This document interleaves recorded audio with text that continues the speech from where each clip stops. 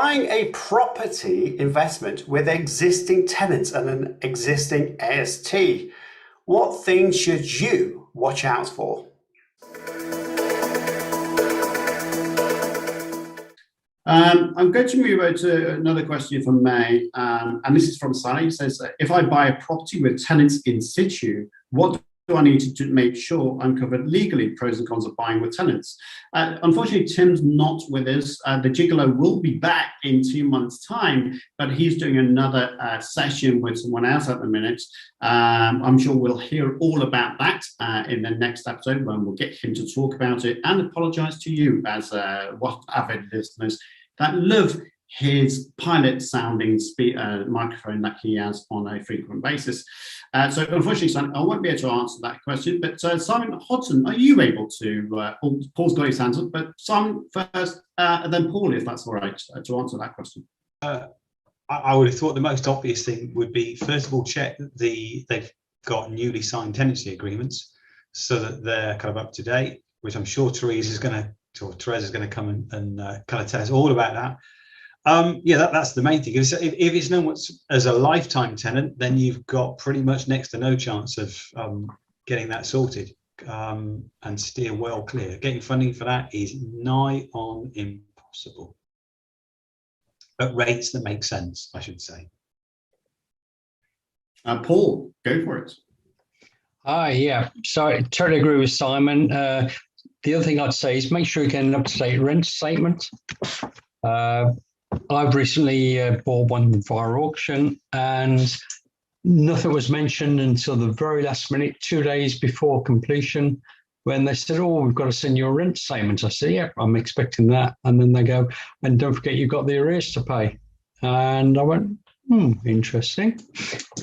And that is a valid clause within the terms of the auction standard conditions, G11, I think it was.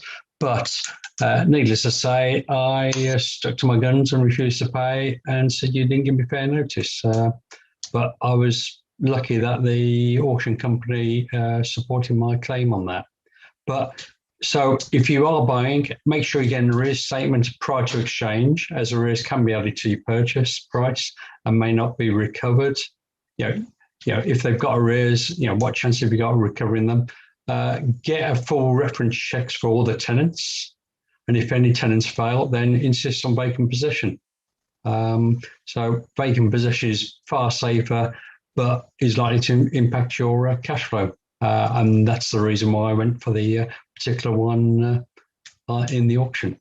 But over to you, Teresa. Some really good points there, Paul and Simon. I would just say that, for landlords now, if you haven't got your, your documentation set up properly at the start of tenancy, then it can be very, very difficult to seek possession through the courts, because, you just got to tick so many boxes and have so many things in place beforehand.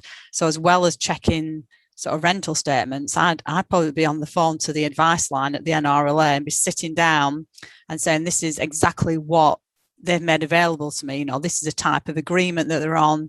This is the documentation that they were provided, at the beginning.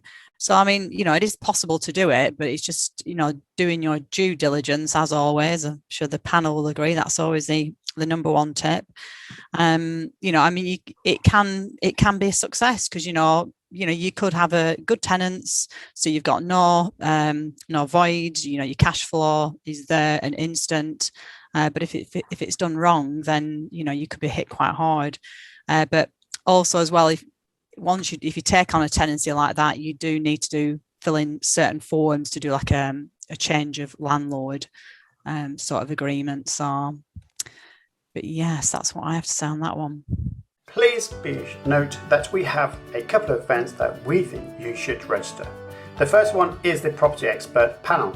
And on that panel member list, we have a mortgage broker, a property mentor, a tax advisor, which you would have guessed it is us, the NRLA, LMPG, and a surveyor. So make sure that you ask your property investment and your property development questions to our panel members on the first Monday of every month. The link will be appearing below this video. Make sure you also list for the Property and Business Tax Live Q&A with Louise Mishevich and Simon Mishevich, the co-owners of Optimize Accountants.